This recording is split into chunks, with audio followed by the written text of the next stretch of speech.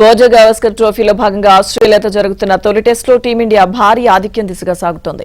తొలి ఇన్నింగ్స్ లో over night 67 పరుగులకు 7 వికెట్ల నష్టంతో రెండో రోజు ఆటను ప్రారంభించిన ఆస్ట్రేలియా 104 పరుగులకు ఆలౌట్ అయింది. మిచెల్ స్టార్క్ 112 బంతుల్లో 2 ఫోర్లు బాది 26 పరుగులతో టాప్ స్కోరర్ గా నిలిచారు.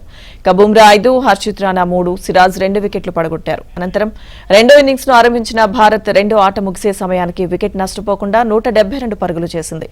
యువ ఓపెనర్ ఎస్ఎస్వి జైస్వాల్ 193 బంతుల్లో 7 ఫోర్లు 2 సిక్స్లతో 90 పరుగులు చేసి శతకానికి చేరువ కాగా కేఎల్ రాహుల్ 153 బంతుల్లో 4 ఫోర్లతో 62 పరుగులు చేసి హాఫ్ సెంచరీ పూర్తి చేసుకున్నాడు. ప్రస్తుతం భారత్ 218 పరుగుల ఆధిక్యంలో ఉంది.